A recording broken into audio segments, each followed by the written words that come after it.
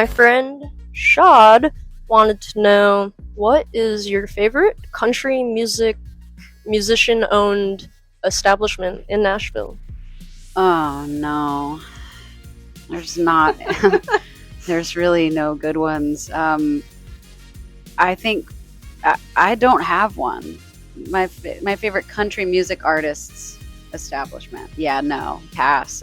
Hard pass to all of them. They all have terrible names too. Like when you open a business, you don't just put your name on it. Like you come up with something, right? Like it can have your DNA in it, but I don't understand the bars that are just people's names. So I don't have a favorite, but I have a lot of beef with all of them. Yeah, do you have a least favorite? Morgan Wallen. Yeah, Morgan Wallen's spot, whatever it is. Have you considered opening one? Actually, yeah, Brian, my friend Brian and I have like joked for years that we were gonna open a bar called Scissors. The goddess herself, Hayley Williams, name-dropped this bigoted chud, country rock star Morgan Wallen. It showed Wallen and a group of his friends coming home after a night out on the town in Nashville. Hey, take care of this. Hey, Gracie, take care of this. A neighbor was recording when Wallen said a racial slur. And now he gets love from some of the worst folks on the planet. Like when he walked out to one of his shows with the late racist wrestler Hulk Hogan. I mean, this was definitely a choice. Tampa Bay Buccaneers quarterback Baker Mayfield also accompanied the racists. It was hard to make out what was actually being said. Kendrick Lamar's 12 minutes of rap was basically a musical grudge match. The music itself is not broad enough or well known enough to reach generations. Let's put Carrie Underwood and Reba and Morgan Wallen. Let them have a go at it. Fox News really loves him, and so do his loyal fans, especially when he bolts Saturday Night Live without dapping up or thanking a single member of the cast, takes a photo of his private jet and captions it with, "Get me back to God's country," then sells it on his website to make money. Incredible. Truly. Can I ask you who you voted for? That's a tough question. Oh, oof. Look at all of these lovely people. Mm-hmm. Oof. I'm scared. Is that going to be the out for me? Uh-huh. Yeah, okay. Yeah. Well. That's going to be it. All right. And that's all she wrote. Give it up for Matt, everybody. Thanks for shooting your shot, buddy. Good luck. Great hair. Wow. He's going back to God's country. We need more. I really feel we need more gay bars in Nashville, but I don't know, under threat of fascism, if they will open. Sadly, she is right. For Williams, she has been an outspoken advocate for all of the right things, as we have outlined on this channel time and time again. I'll be happy to tell you, I'm very comfortable talking politics. And if you vote for Ron DeSantis, you're dead to me.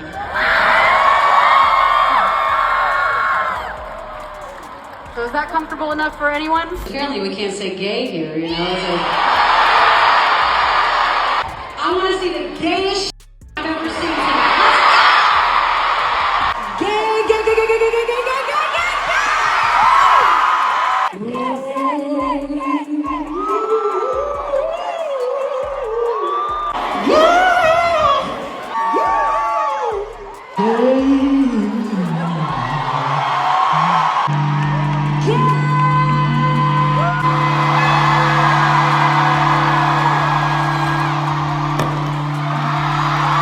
Hi.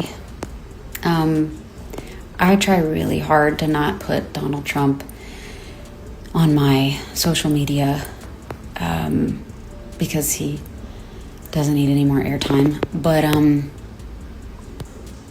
you know, when I gave a speech about Project 2025 last fall, there were a lot of people, even people that probably didn't vote for Trump, who said I was maybe being a little bit dramatic, that he didn't have anything to do with it or whatever, right?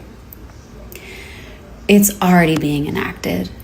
If I'm a white, wealthy woman in America, in the South, and I'm scared, there are a lot of other people that I know are more terrified than me.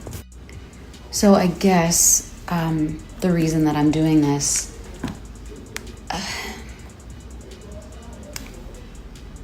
there's gonna have to be some extreme allyship when it comes to, you know, the way that this administration is talking about women. That's just the issue of women and reproductive rights and all of that is terrifying. It's like chilling. Seeing Trump talk at the Women's History event about, you know, the whole fertilization president thing is chilling. And because I work in male-dominated spaces, and I know a lot of really great feminist men who believe that we should have a right to choose what happens with our bodies, we need allies. We need allies. And women aren't the only ones who need allies. What drives me absolutely crazy is how right Hayley Williams is, and how she has lent her platform, which is very big, for progressive causes. I think that's awesome. And then you look at someone like Morgan Wallen, who's